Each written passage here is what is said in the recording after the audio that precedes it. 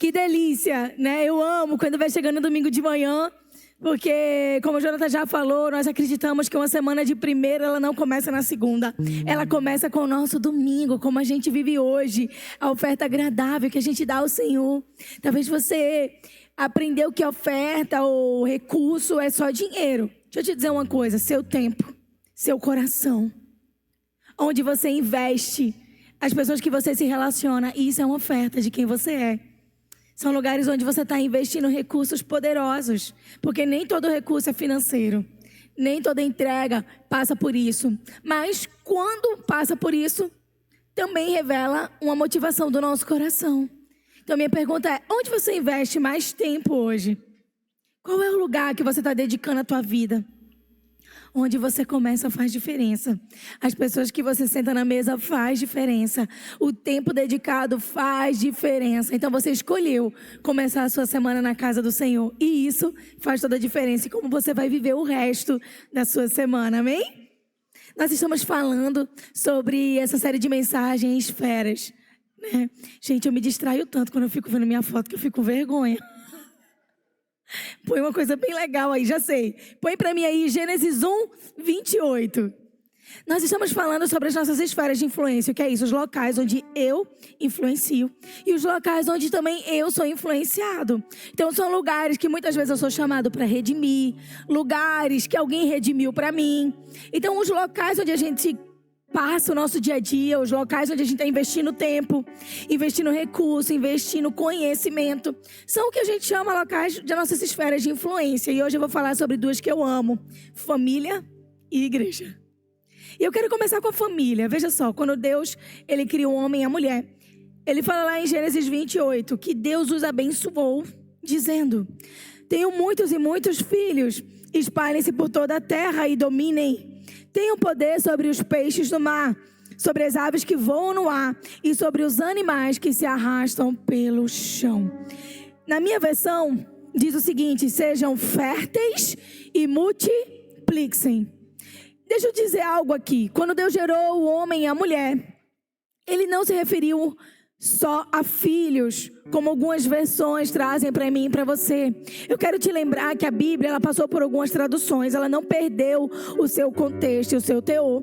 Mas quando nós escolhemos versões com a tradução que flui direto do grego ou do latim, elas ficam mais genuínas na questão da palavra. Por que você está dizendo isso, pastora? Porque quando você pega versões diferentes, você pode ter revelações mais claras a respeito do que a palavra diz. Então a Bíblia diz ao homem e à mulher: sejam, repita comigo, férteis e multipliquem-se. Sabe o que isso quer dizer? Que quando Deus gerou você, Ele colocou dentro de ti uma semente de prosperar e crescer.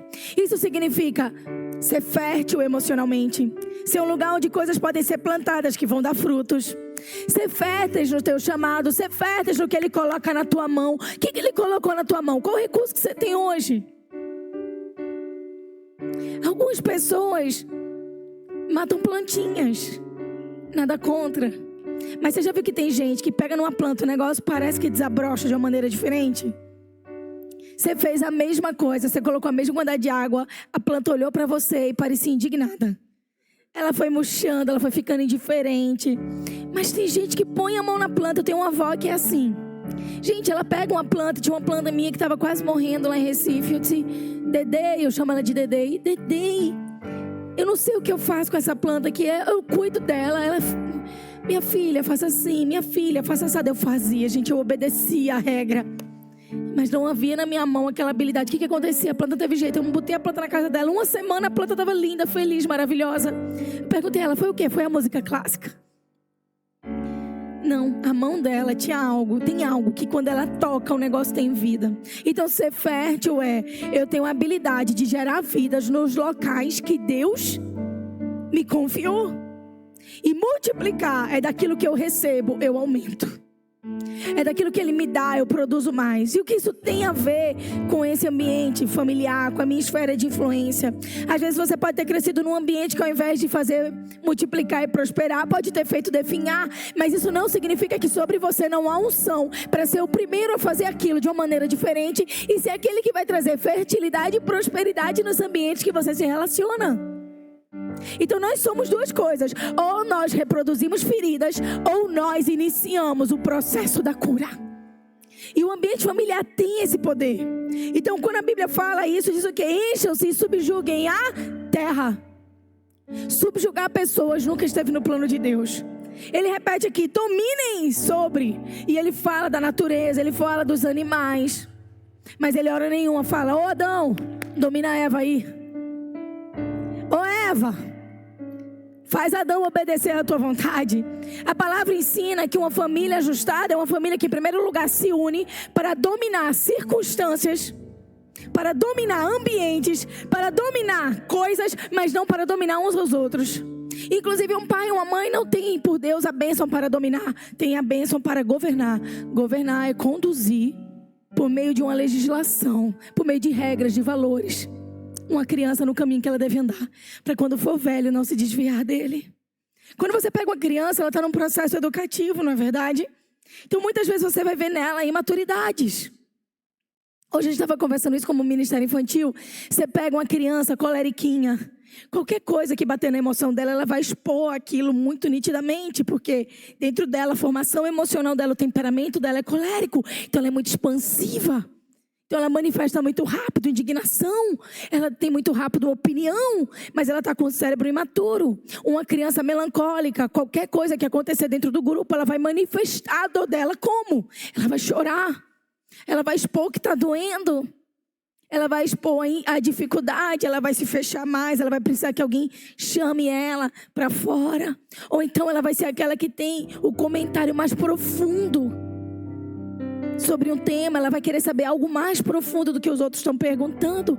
Aí pega uma criança fleumática, acham que ela não está entendendo nada, porque ela está ali calma, ela não se mexe, ela não está gritando como colérico, ela não está chorando como melancólico, ela não está correndo como outro sanguíneo, mas ela está ali absorvendo tudo que ela está recebendo de uma maneira diferente. Não tem diferença nela, mas tem estabilidade de uma maneira oposta aos outros temperamentos. E aí vem a criança sanguínea. Quanto mais ela está agitada, mais agitada ela fica e mais ela agita os outros. Por quê? Porque dentro dessas crianças, o que é que tem? Um temperamento com imaturidade. Mas dentro de mim e de você como adultos, é necessária a maturidade para estabilizar a imaturidade delas, certo? No mundo espiritual é a mesma coisa. Uma família bem desenvolvida, ela tem pessoas maduras que conseguem estabilizar ambientes, porque elas aprenderam a não dominar umas às outras, mas a dominar a sua própria natureza. Então, se família é uma esfera de influência, família também é um lugar onde Deus nos confiou responsabilidades. Ele disse, Deus lhes abençoou e disse. Então, o que Deus está dizendo? Olha, eu preparei tudo. Agora vocês se responsabilizam por aquilo que eu confiei a vocês. Quando Deus confia a você relacionamentos, quando Deus confia a você uma família, é o seguinte: Deus está dando a mim e a você um cônjuge, certo? Mas é a gente que faz o casamento todo dia com as nossas decisões. Existe uma graça sobre nós, a palavra fala, e as minhas misericórdias se renovam a cada manhã sobre a sua vida. Mas se você não levantar, não der bom dia, não der um beijinho, Deus não pode forçar você a fazer isso. Se você não for gentil, se você não for honroso, honrosa, se você não andar em aliança, Deus não pode fazer isso por você. Ele já fez o mais difícil, Ele confiou em você alguém. Então dentro da família nós temos uma responsabilidade com aquilo que nos é confiado. Se Deus confiou a você, filho, filha, um pai, uma mãe, Ele disse a você: honra teu pai e tua mãe, para que se prolonguem teus dias na terra. Ele já te confiou um pai e uma mãe. Independente do que teu pai e tua mãe te oferecem, independente se não é o teu padrão, se não é a perfeição, acredite, essas pessoas estão dando o melhor que elas podem com tudo que elas têm. Então o seu papel é honra, porque Deus te confiou alguém e a você Ele confiou uma responsabilidade. Com a responsabilidade, honre. Ai, mas só vou honrar assim. Não, Deus não disse honre se seu pai e sua mãe forem assim. Ele disse honre. Honra não é subserviência, honra é uma entrega voluntária. Honra é um amor desinteressado. Honra é dar sem esperar nada em troca. Algumas pessoas confundem honra na seara familiar com obediência irrestrita. Mas peraí, o Deus que disse honra teu pai e tua mãe, nos evangelhos ele diz, eu não vim para trazer paz, mas espada. Opa! Para trazer divisão. Alguns rejeitarão você, algum pai, alguma mãe pode rejeitar filhos por conta do Senhor. O que ele está dizendo? Algumas vezes a honra passa por uns processos desafiadores, onde o não entendimento de alguém do que Deus está fazendo e da sua obediência a Deus, porque ela precisa ser primeiro obediência a pai e mãe quando você se casa, quando você é autônomo, quando você é adulto e responsável pela sua história. Minha honra a Deus precisa ser maior que minha honra aos pais. Então você entende que a Bíblia inteira ela é cautelosa e não dá para ler ela por contextos tirados de ambientes inteiros. Você precisa conhecer a completude. Porque eu estou dizendo isso para você não andar em peso, não andar de uma maneira difícil. Então a Bíblia está dizendo o seguinte: honra teu pai e tua mãe. Deus confia um homem e uma mulher, e eles precisam o quê? Sair debaixo desse lugar e assumir um lugar de eles são pai e mãe agora. Eles são homem e mulher. Eles têm agora autonomia com Deus espiritual e emocional. E ainda diz assim, há momentos que tem dificuldades, mas ele não diz que no momento da dificuldade você deixa de honrar. Ele diz que ainda que haja essa dificuldade, o primeiro princípio vale, o segundo princípio vale e o terceiro princípio vale. Vocês entendem? Ele está dizendo o seguinte para mim e para você: você é autônomo, você é adulto, você é adulta, honra teu pai e tua mãe, cuida na necessidade, protege na doença, ama todos os dias, dá o teu melhor, ouve conselhos que são maduros e combinam com a palavra de Deus. Cada medida do relacionamento quem dá é Deus. Mas ao mesmo tempo ele diz, não se fique mal quando o conselho dessa pessoa não bater com o conselho de Deus. Nessa hora você tem que obedecer ao conselho de Deus, mas continue honrando, mas seja autônomo se você casou. Então tudo se conecta, você percebe? Então a esfera da família é uma coisa muito poderosa, porque ela é uma esfera que fala de geração em geração, mas ainda assim ela diz a você: existe algo que Deus pode te suprir quando faltou para você. No céu não tem órfãos. No céu nós só temos filhos. Porque a palavra fala: pai do órfão, marido da viúva, é o Senhor na sua santa habitação.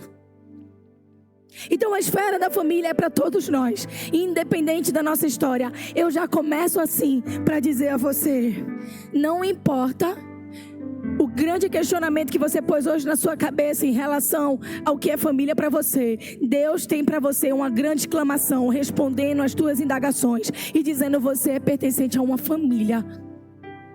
Você é meu, você é minha. Eu quero começar em você coisas novas. Eu quero manter em você as vitórias das gerações anteriores. E eu quero fazer de você alguém que vive um padrão alinhado com o padrão dos céus. Amém? Então, dentro dessa realidade, Deus vai nos confiar pessoas ao longo da nossa vida, vai nos confiar relacionamentos. Então, assim, Deus dá o cônjuge, mas a gente é responsável pelo estado do nosso casamento. Deus dá a você filho, mas você tem a responsabilidade de educar nos caminhos do Senhor. Você precisa se envolver. Há preparo. Às vezes a gente vai entrar numa nova função no trabalho, a gente estuda tanto, você já percebeu? A gente se esmera tanto, não sei você, mas eu passei por uma troca de função recentemente. E eu saí do executivo para o legislativo. E eu já tinha me habituado com minha rotina executiva. E eu transiciono para o legislativo. Eu conhecia leis, mas o que eu precisei fazer? Precisei pegar todo o organograma, ver todo o funcionamento, ver a maneira como uma coisa ia corresponder à outra, saber de que maneira aquilo deveria ser escrito, saber os prazos que eram necessários para as respostas judiciais. Eu precisei fazer o quê? Me debruçar e entender. E nós fazemos isso quando envolve algumas funções, mas você já percebeu que raramente as pessoas fazem isso quando envolvem seus casamentos, seus relacionamentos com pai, mãe, com irmãos, com primos, com filhos? O quanto você se envolveu em aprender sobre aquilo que Deus está confiando nas suas mãos? Porque Deus confia emprego pra gente, mas Ele abre a porta, mas é a nossa competência que mantém a gente lá, até o tempo que Ele diz sim ou não. Então sempre tem sobre eu e você uma corresponsabilidade com aquilo que Deus está confiando nas nossas mãos. Eclesiastes fala, o rei está escrevendo, ele diz o seguinte: numa terra, Numa terra que tantas coisas faltam sentido, encontre sentido na mulher da tua mocidade. E ser feliz com ela, porque essa é a recompensa de um dia de penoso trabalho. Sabe o que ele está ensinando a você? Que independente do seu dia, das coisas que você não encontrou sentido, apesar do tempo, você pode até ter tido um dia mal no seu trabalho, mas quando você chega em casa, você fecha a porta, você olha para a mulher ou para o homem que você casou e disse: agora é eu e você, e aqui tudo está bem, independente dos terremotos que acontecem lá fora. Ele está dando a você uma dica de como viver bem. Ele está dizendo o quê? Seja pleno, envolva-se. Ele está literalmente dizendo para o homem: vai ter um tempo de intimidade com a tua mulher, cara. Esfria a cabeça. Ele está dizendo à mulher: se alegre nisso. Aproveite isso, que isso é a recompensa de um dia de trabalho. Mas nós criamos vários sistemas. Nós acabamos complicando as coisas, porque nós achamos que o que os homens, as pessoas aí fora nos ensinam é mais importante do que o que Deus nos ensina. Quer saber educar? Abra a Bíblia, lê tudo sobre educação. Quer ser bem casado? Abra a Bíblia, leia tudo sobre educação, sobre bom casamento. Você quer saber se relacionar com alguém difícil? Abra a Bíblia e leia tudo sobre perdão. Você quer saber ser um bom filho, uma boa filha? Abra a Bíblia e aprenda tudo sobre honra, obediência e amor. Você quer ser uma boa amiga, um bom amigo? Leia a Bíblia e aprenda sobre os homens que foram amigos e mulheres amigas genuínas na palavra. A palavra é tão linda que fala que Maria e Isabel, quando os ventres delas se encontraram, elas se alegraram tanto uma com a promessa da outra, que os bebês pulavam no ventre, porque elas estavam vendo o propósito de Deus se cumprir na vida de cada uma delas, ainda que a história fosse diferente. E às vezes a gente precisa que o nosso ventre pule, não o nosso ventre físico, mas o nosso ventre espiritual. Ei, o que Deus está fazendo, como Ele está restaurando alguém à minha volta, precisa me alegrar, como se a vitória fosse minha. Isso é ser um bom amigo. Quando alguém chora, eu preciso chorar junto, entender a dor daquela pessoa, orar junto com ela, porque a dor dela importa para mim. Relacionamentos é tudo sobre nos importar e tudo sobre nos dedicar. Tudo que você não cuida, morre. Então o tempo inteiro Deus está ensinando uma geração a governar sobre circunstâncias, a gerir o seu eu interior, mas a olhar um para o outro como parceiro, como parceira de algo grandioso que Ele está disposto a fazer. Uma família ajustada vai gerar uma sociedade que glorifica a Deus. Você sabia que muitas pessoas talvez nunca entrem numa igreja antes de entrar na sua casa? Elas vão ver a sua conduta, elas vão ver o seu coração, elas vão ver a sua maneira. Uns dias atrás eu vim orando. Meu filho Davi está naquela fase, sabe? De menino, menina, que fica aquela coisa assim, os meninos para um lado, as meninas para o outro. E ele parou para mim e fez: mãe, ele pegou um álbum de casamento da gente e começou a ver. Ele: mãe, por que você e o papai beijam tanto? Aí eu parei assim, pensei: na foto, filho? Ele: não, na foto não, é que na foto vocês estão beijando também. Aí eu disse: aquela pergunta, né? Os filhos amam fazer as perguntas que a gente não sabe responder. Por isso que ser pai e mãe envolve tanta dependência, né, de Deus. Eu disse: me explica melhor, filho. Ele: quando eu casar, eu também vou beijar muito a minha esposa. Quando ela sair, quando eu chegar. E ele começou a me descrever. E ele falou aquilo: que legal, filho. Então é isso aí, muito importante. Ele: mas antes de casar não, né, mãe? Eu disse: antes de casar não, meu filho. Porque você beijar logo, você vai ficar pensando no beijo e não em conhecer a pessoa. E a gente tem essas conversas. Eu já vou preparando o coraçãozinho dele quando ele entra no assunto. E ele chegou um dia no carro e eu e o Jonathan estava conversando e passou um carro. E o Jonathan disse: nossa, olha que carro legal. Só de olhar para esse carro dá uma sensação boa, né? E eu olhei para ele, eu fiz: quer apostar quanto comigo? Que o carro estava arrumadinho, com adesivo. Que é um casal idoso e feliz. O que você está sentindo, amor? Não é sobre o carro, que esse carro é a versão antiga. E eu sei que homem entende tudo de carro. Meu filho já gosta de carro. E você quer apostar o quanto? Que a pessoa que está dirigindo é legal. Eu fiz esse comentário. E Davi estava prestando atenção atrás. E você vai entender como uma história conecta na outra. Quando a gente passou, era um casal idoso, mas eles estavam rindo muito e conversando, sabe? Sabe aqueles senhorinha fofinhos? E aí eu olhei para Jonas e comecei a rir, né? Eu disse: quem ganhou a aposta?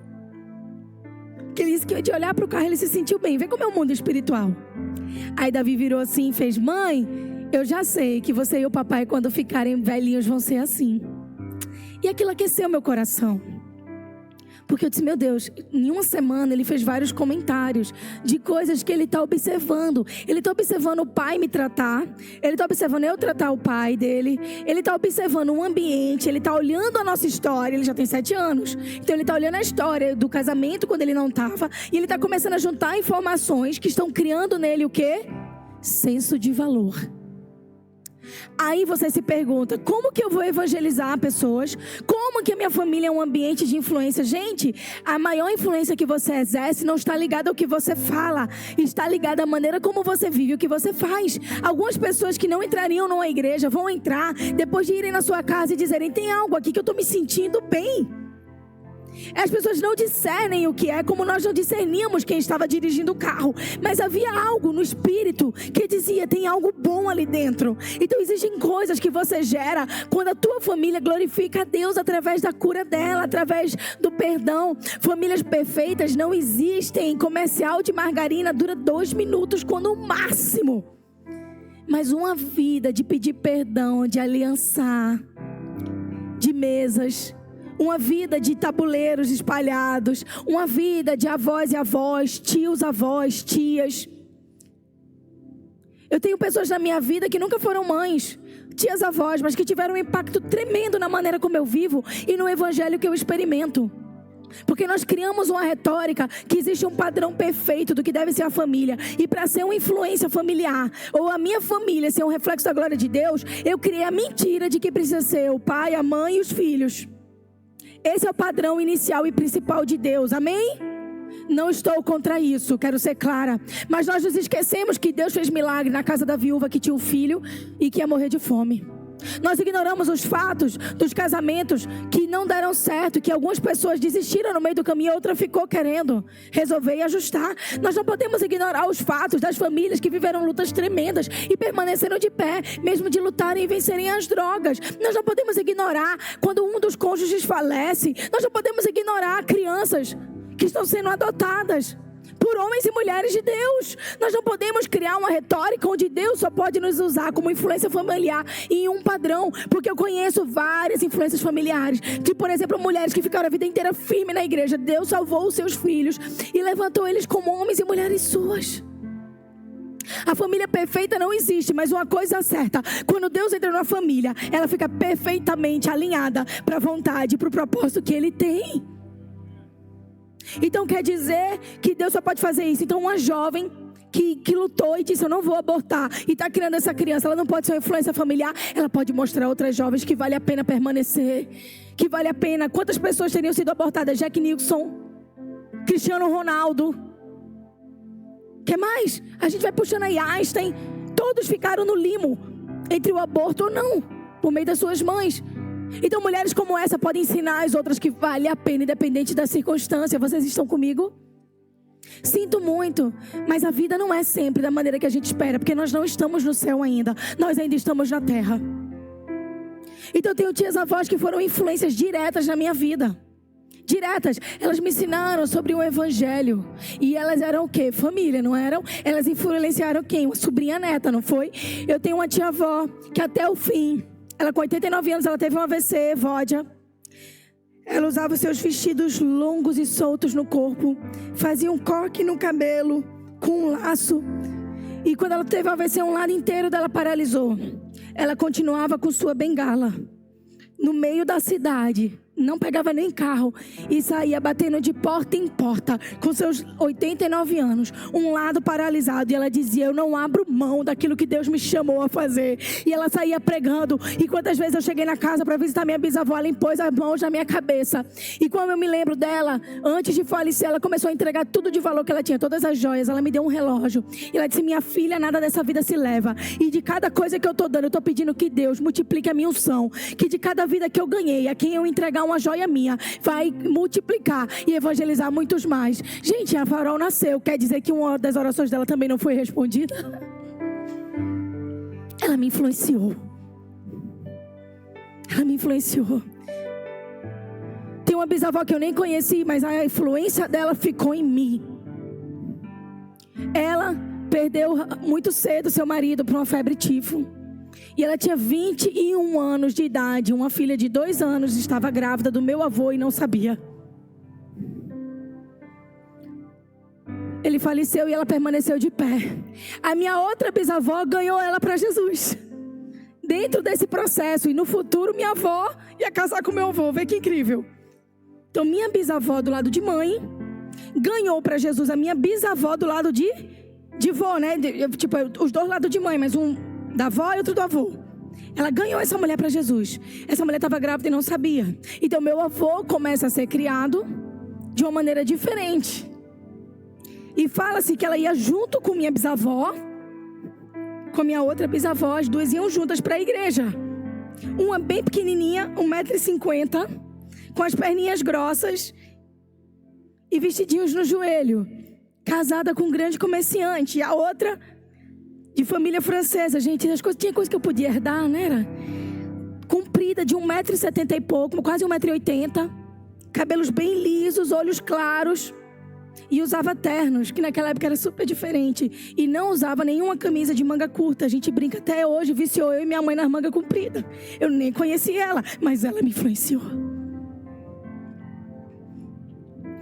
Porque era uma mulher muito santa. Cresceu num ambiente protegido. E depois sabe o que acontece? Essa minha outra bisavó fica viúva também. E elas continuam amigas, mas essas mulheres abalaram a terra. Não tinha ninguém que chegava na casa delas e não ouvia falar sobre Jesus. Não tinha ninguém que chegava na casa da minha outra bisavó Alice, que ganhou essa para Jesus, e não tinha um doce preparado, uma mesa colocada, e ela sentava e dizia: o Senhor continua sendo bom. Mulher de poucas palavras e de muitas atitudes. Ela influenciou não só a nossa geração, mas toda uma geração da cidade que ela era, a permanecer firme em Deus apesar da dor.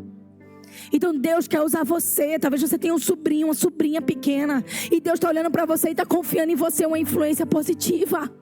Talvez você tenha um neto, uma neta, e Deus está confiando a você historinhas sentadas no colo, dizendo: uma geração contará as outras os feitos do Senhor. Talvez você permaneceu de pé e você vai mostrar para essa criança que você gerou que, independente da circunstância, quando a gente honra a Deus, Deus cuida da gente, e a gente pode ser o primeiro padrão de cura de toda uma história. Deus não está olhando para o padrão que você carrega. Deus está olhando para o coração que você tem. Então essa família ajustada, ela gera uma sociedade que vai glorificar Deus. Nós precisamos entender esse papel. Porque, veja só, sua família é seu primeiro ministério. Nosso ministério vai ser uma consequência da maneira como a gente vive a nossa própria intimidade, os nossos relacionamentos. A pessoa que você casa impacta tudo na sua vida. Quem é casado entende o que eu estou falando. Algumas de nós estão aqui lutando por alguém que está casado, que ama e quer ver essa pessoa também nos caminhos do Senhor. Alguns têm alguns processos dolorosos porque alguém disse no meio do caminho: não quero uma restauração, não quero. Mas sabe de uma coisa? Não há nada impossível para Deus. Não há nada que Deus não possa fazer. Não há nada que Deus não possa curar no relacionamento. Às vezes você está de mão dada com alguém, você está com tantas coisas que ficaram no meio do caminho. Porque casar, gente, é uma coisa muito poderosa. Casar é revelar a maneira de Jesus de viver nessa terra. Casar é vulnerabilidade. Casar é ter dias bons e fazer dos dias maus uma alavanca para a maturidade. Casamento envolve isso, envolve cura. Sabe o que é interessante? Nós temos vivido mentorias na mesa. É tão legal. Nós temos usado os materiais dos títulos, mas eu também estou trazendo muito material pessoal. E quando a gente abre nosso coração, né, a gente tem um ditado, né, que o que a gente fala na mesa fica na...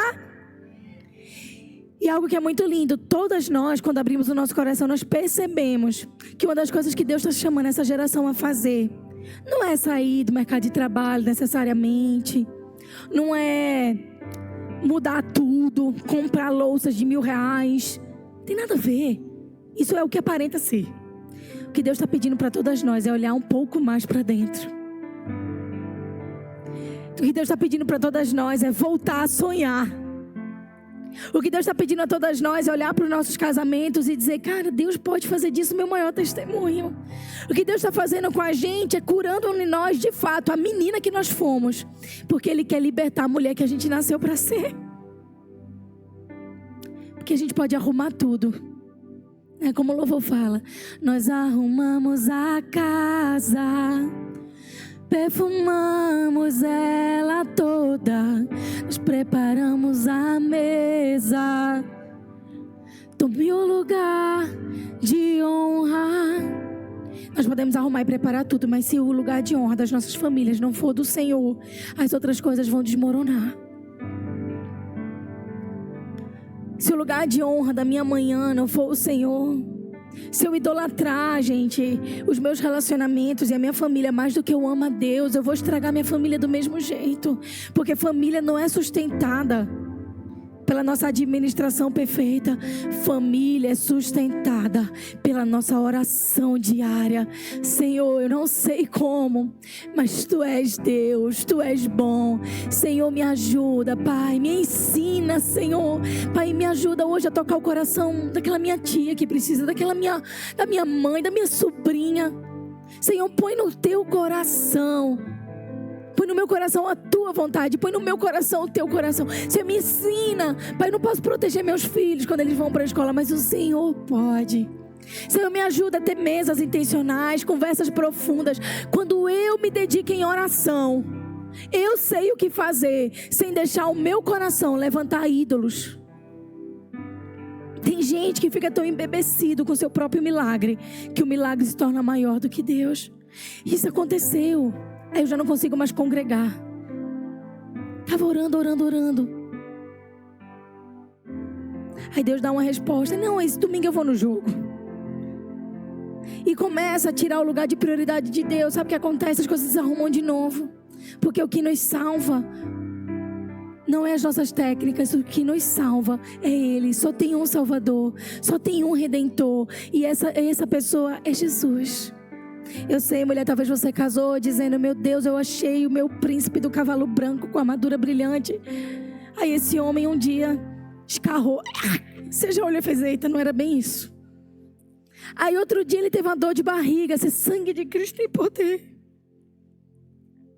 Outro dia ele não te deu bom dia da maneira que você queria. E você começou a perceber que isso não era bem a Disney, era o mundo real. Aí o cara casou assim, olha. É assim, as mulheres casam esperando que os homens mudem. E os homens casam esperando que aquela mulher nunca mude. Aí você viu uma mulher mais cara fechada. Meu Deus, mas ela era tão sorridente. Quando eu levava ela na sexta-noite para comer pizza. Quanto tempo que você não chama ela para sair na sexta-noite? Meu Deus, toda vez que eu via ela estava cheirosa. Aí você chegou em casa, ela foi te dar um abraço, estava com as mãos fedendo a alho.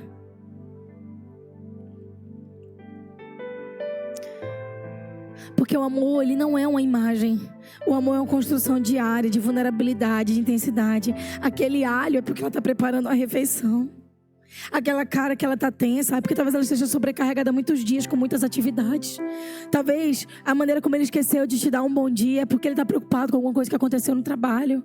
E o amor, ele não está procurando um ideal de perfeição. O amor está procurando onde é que eu posso tornar você um pouco mais feliz hoje. O amor olha para o outro, não olha para si. O amor olha para o outro e diz: olha, como é que eu posso te fazer feliz hoje? Já imaginou que mundo lindo, todo mundo tentando fazer um ou outro feliz? Quando o egoísmo está no bolso, o amor genuíno está na atitude. Isso em relação às pessoas à nossa volta. Pare de esperar e comece a oferecer. Então a família, nosso primeiro ministério, ela precisa estar alinhada. Mas você sabia que a família não é o seu único ministério? Algumas pessoas confundem isso e fazem das suas próprias prioridades uma desculpa para tudo que Deus tem para elas. A família precisa da prioridade. A família deve ter a sua prioridade. A igreja, ela é fruto de famílias restauradas. E é por isso que a gente envolve tanto em família. 6 e 7 de julho, de novo, vamos ter congresso de família. Com Larry Titus, com a doutora Ilma Cunha. Porque nós acreditamos que uma família saudável é o primeiro ambiente de plenitude que Deus nos chama a experimentar e ter. Mas, gente, a família não é o nosso único ministério. Alguns de nós têm a tendência de se esconder atrás das famílias com a desculpa. Quando, na verdade, às vezes não está nem tendo tempo de qualidade, não está investindo honestamente. É só uma maneira de se comprometer menos. e de fugir um pouco do que Deus nos chamou a fazer. A gente tem que ter muito cuidado com isso, porque isso bate diretamente na nossa segunda área de importância, que é o quê? Que a gente chama de igreja. Igreja, gente, é religião, não religiosidade. Religião vem do termo latim que significa religare. Isso é ligar o céu com a terra. É o próprio Pai Nosso, assim na terra como nos céus. O pão nosso de cada dia nos dai hoje. Então é dizer: Senhor, estabelece na minha vida o que é o teu padrão. É de fato fazer um contrato com Deus a respeito da vontade dele. Quando eu era pequena, minha mãe fala muito rápido, vocês conheceram minha mãe. E ela fazia assim na terra como nos céus. E eu tinha certeza que Deus assinava na terra, assim como ele assina nos céus. E aí eu ficava imaginando, eu vinha de uma família, tipo uma família toda de cartório, papel era o dia a dia lá. E eu pensava, Deus assinando, e dizia: cara, eu acho que Deus assina no mar, porque tem a areia. E eu lembrava que eu brincava na areia, escrevendo o meu nome. E eu me perguntava: Deus tem a mão tão grande, onde será que Ele assina? Porque na verdade Deus está de fato fazendo aqui na terra o que Ele está gerando nos céus. A igreja é isso, é um ambiente onde Deus pode gerar na terra aquilo que Ele primeiro está gerando nos céus. Efésios 4, 11 a 12 diz: Ele designou alguns para apóstolos, outros para profetas, outros para evangelistas, outros para pastores e mestres, com o fim de preparar os santos, isso é, a igreja, para a obra do ministério, para que o corpo de Cristo seja edificado. Então, pessoal, Deus entrega 5 ministérios para mim e para você. Cada um vai ter um deles evidente. Sabe o que isso significa, gente? Não tem ninguém em Deus que não tem chamado. Não tem ninguém que o Senhor diz assim: olha, eu chamei você para sentar na cadeira da igreja. Oh, glória! Você foi chamado, chamada para sentar e ouvir. Não, é um processo, assim como uma criança, ela está caminhando para a maturidade todos os dias. Eu e você, quando a gente recebe, quando a gente ouve, a fé vem pelo ouvir a palavra de Deus. Ah, meu Deus, a comunhão dos santos. Quando nós estamos nesse ambiente, o nosso passo, gente, é maturidade para viver o que Deus tem para nós. Às vezes é muito confortável para alguns dizer: ah, não, meu irmão não tem chamado, fulano tem chamado. Gente, todo mundo tem chamado. Eu acredito que a Farol é uma igreja de pessoas, todas líderes, todas com chamado. Gente, vem cá. Jesus, quando está conversando com a mulher do poço e ela se converte, qual é o próximo passo? Quando ele senta com Madalena, qual é o próximo passo? Para as duas ele disse uma coisa só: vá e anuncie. Sabe o que Deus disse a ela? Chamada evangelístico: bora, minha filha. Já está crente o suficiente para dizer quem eu sou. Não é interessante que ele escolheu mulheres para ser evangelistas? Que a gente fala muito. Ele queria usar nossas 2.125 palavras diárias para a glória dele. Deus sempre vai dar para você um chamado que tem a ver com a habilidade que Ele mesmo te deu. O evangelista é o primeiro a sentir a dor do outro. Ele é aquele que tem essa empatia. Ele vai nos lugares que ninguém vai. Ele diz: eu passei por isso aí. Eu já estive aí. Ele olha para o outro dizendo assim: cara, ele consegue ver tesouros. Ele pega o carvão bruto e ele vê o diamante que está escondido lá dentro. Uma pessoa com chamado, mas pastoral, gente, chamado não é título, tá? Qualquer pessoa pode acordar de manhã e dizer: oi, que bom dia, hoje eu sou pastor. Não, não é. Aí hoje eu acordei tão profeta. Não. Quem é, não precisa dizer. Sabe o que Margaret Thatcher dizia? Uma dama não diz que é uma dama. Ela simplesmente o é. Se ela está dizendo, é porque nunca foi. Quem é, não precisa dizer. Quem é, é. O ambiente entende. Dentro da pessoa tem uma convicção. Quando me perguntam o meu nome, mas qual é o seu nome? Eu, Tauana. Aí chega pra mim: não é pastora, não. Eu disse: ô menina, minha mãe não me registrou assim, não. Pastora Tauana. Pastora é função. Pastora não é o chamado. Pastora não é como Deus me chama. Ele me chama pelo meu nome. Ele me chama pela minha identidade. Deus chama você pela sua identidade. Deus chama você pelo que você nasceu para ser. Deus olha para você e diz: ah, é o ex. a ex. Não, Deus olha para você e diz: é aquele que hoje, é aquela que hoje vai a lugares que outros não iriam, e no lugar onde era dor, eu levantei um chamado, e ela pode ir, ele pode ir anunciar quem eu sou e ser instrumento de cura. Deus não chama a gente, é o altinho, baixinho. Quem faz isso é a gente. É o gordinho, magrinho. É a que foi a viúva, divorciado. É o ex-alcoólatra, é o ex-drogado, é a ex-prostituta. És o ex-crime de colarinho branco. Não, ele olha para mim e olha eu e você pela perspectiva do futuro. O diabo olha para mim, para você e diz: vamos lembrar essa pessoa que ela era? E Deus diz assim: não. Eu estou mostrando a ela quem ela vai ser, quem ele vai ser. E quanto a você, Satanás, eu vou te mostrar o teu futuro também, que é no lago de enxofre, é como perdedor, é como aquele que não tem acesso à vida dos meus filhos. Se nós entendermos essa realidade, vai ficar mais fácil. Então, aquele que tem um coração mais pastoral, ele pega esse carvãozinho que o evangelista enxergou e ele começa a destrinchar até encontrar esse diamante. O mestre é aquele que no meio do caminho olha para o carvãozinho e diz: carvãozinho, a tua mistura está errada. Se a gente combinar outra fórmula química, você vai ver que você vai brilhar, que tem algo mais precioso aí. Com a pressão certa, com a química correta, no ambiente certo, você vai virar diamante, rapaz. Esse é o mestre. Como? O profeta não é só alguém que fala de futuro, é alguém que anima, mas que exorta. É aquele que diz: olha, carvãozinho, o teu problema é que tu está tão conformado ao relento que tu não entende. Tu não entende que essa pressão é necessária, que depois da pressão vai haver um grande romper. E ele prepara. E o apóstolo é aquele que pega o diamantezinho e diz: olha, diamante, está na hora. Está na hora de você agora ensinar o resto dos carvão como é que funciona.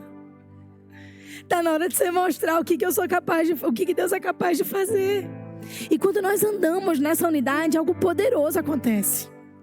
Avivamento é fruto de unidade. Quando nós temos um ambiente poderoso, cheio da glória de Deus, significa que eu e você, a gente caminhou junto. Ninguém pode fazer nada grande, diferente, de verdade, sozinho. A gente precisa um dos outros. Foi assim que Deus fez. Foi Ele que formou assim. Um homem precisa de uma mulher. A mulher precisa do homem. Pessoas precisam de pessoas. Sabe, talvez pessoas te feriram, mas deixa eu te dizer uma coisa: pessoas também curam. Pessoas no lugar de Deus. Gente, tem sempre lugar para pedir perdão e começar de novo. Isso é ser família. Isso é ser igreja. Porque a igreja nada menos, nada mais é do que a família de Deus reunida na terra. Pessoas que não têm às vezes laços sanguíneos, mas elas têm laços espirituais. Elas estão conectadas pelo mesmo DNA. Elas querem as mesmas coisas. Elas estão sonhando. Elas não estão aí para fazer um avivamento estrutural. Elas estão aí para fazer um avivamento espiritual. Qual a diferença? O avivamento estrutural, gente, é um lugar cheio e arrumado. O avivamento estrutural é o avivamento dos homens, né? É o que eu e você gera. É assim, eu amo dizer isso: jogou um monte de açuquinha no lugar, as formiguinhas vão ou não vão se encontrar lá? É um avivamento de formiga. Solta alguém de moto junto dos caramelos, o que vai acontecer? Caramelo tudo corre atrás de quem está na moto. Tá o maior bafafá, tá a maior gritaria, parece um avivamento. Chama os macaquinhos e põe banana. O que vai acontecer? Uma alegria só. É pulo para tudo que é lado. É casca voando, é banana. Mas eles estão reunidos pelo quê? Pelo interesse. Pelo açúcar, pela moto e pela banana. Mas quando você vê pessoas juntas, simplesmente por conta de Deus, isso é avivamento. Porque não é um interesse ali.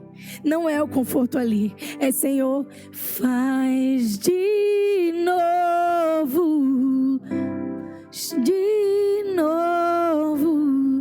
o teu povo clama a ti. Eles estão desejando Deus. Eles estão desejando a presença dEle mais uma vez. Eles estão desejando ser tocados mais uma vez. Eles estão desejando usar os seus dons. Não porque isso torna eles bonitos, ou aparentes, ou influentes. Eles estão dizendo: usa tudo, Senhor, para a tua glória, porque eu quero ver mais pessoas encontrarem o lugar que eu encontrei. Eu encontrei o meu tesouro. Eu encontrei o bem mais precioso. A Alice olhou pra mim esses dias, eu comecei a cantar 3 palavrinhas pra ela. Ela olhou pra mim e fez: não, mamãe, como Malia, nunca será tirada. Às vezes é entender que o que nós somos como uma família espiritual gera uma influência. Paulo dizia: outros conhecerão Jesus pela maneira como vocês amam uns aos outros. Família é lugar de perdão. Tem dia que eu vou pisar no teu calo. Tem dia que você vai pisar na unha encravada do irmão. Tem dia que você vai falar que exatamente aquilo que o irmão tem pavor de ouvir. Mas você precisa pedir perdão, reconciliar e permanecer. Porque a culpa faz você fugir. A culpa olha pra você e diz: ai, acabou tudo. O perfeccionismo diz pra mim e pra você: meu Deus, nunca mais. O relacionamento diz pra você: vamos recomeçar com mais maturidade. Você já venceu isso, você já aprendeu, pediu perdão. Vamos para a próxima etapa. Vamos para o próximo nível. Perdão e família é tudo a respeito de coração. É dizer: você é mais importante. O que Deus está fazendo é mais importante do que me proteger. Pessoas que se protegem, elas se enclausuram. Elas vão viver o resto da vida sem vencer etapas. Pessoas que se abrem, se vulnerabilizam, elas experimentam o que é viver sem medo. Eu não tenho medo quando alguém chega pra mim, é muito honesto, muito honesta. Sabe, os próprios Minions. Quando a pessoa é assim. Eu brincava, tem uma irmã que ela é mais coleriquinha. E quando ela começava a ficar mais bravinha, a gente tem 10 anos de diferença da mais nova, eu olhava pra ela e falava: Stutz, quer brigar? E a gente virava uma piada na família, aquilo virava leve.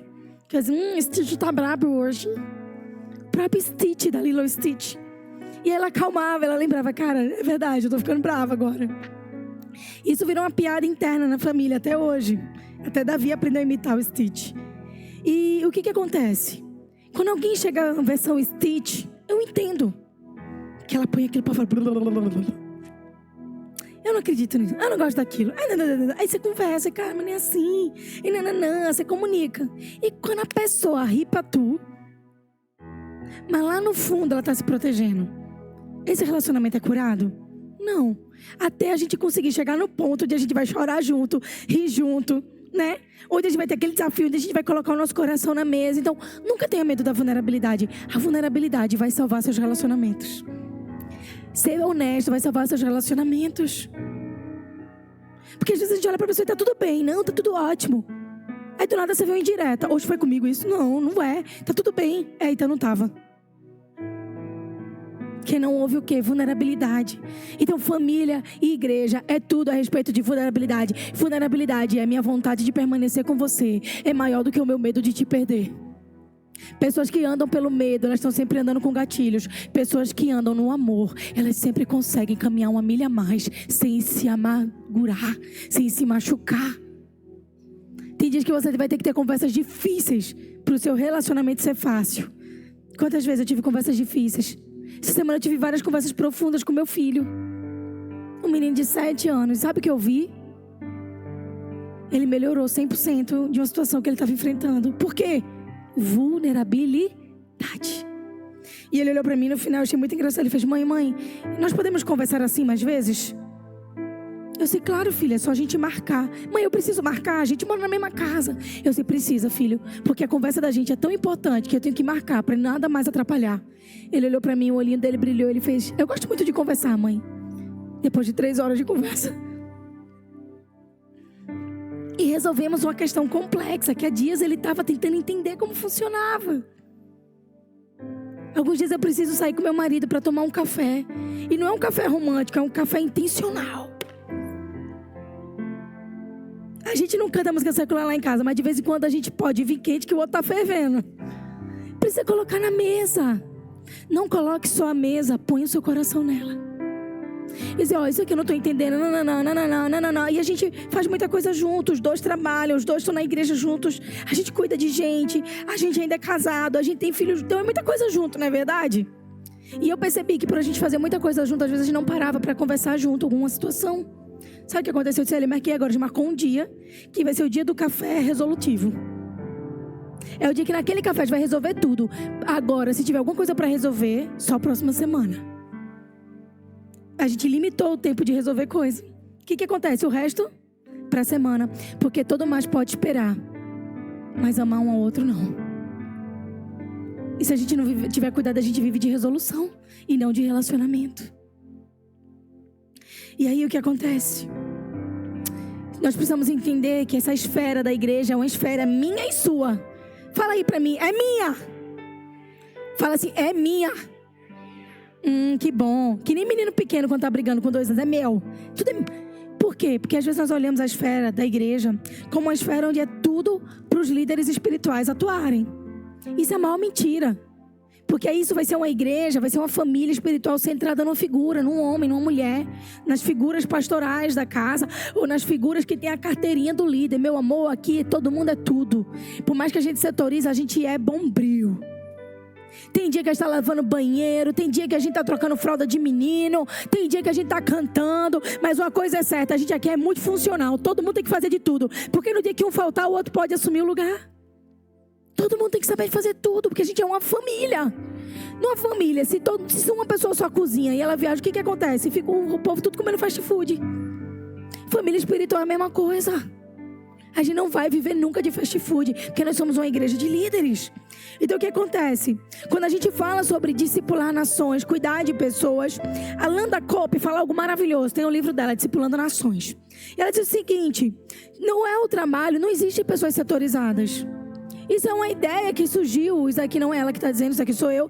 Existe uma ideia que surgiu, gente, que naquela época que houve a divisão do iluminismo entre a igreja e o mundo, que houve uma setorização. Então eu só posso ser uma coisa ou outra. Não, você foi chamado para ser um ser integral, fluir em todas as frentes com alegria, leveza e beleza, amém?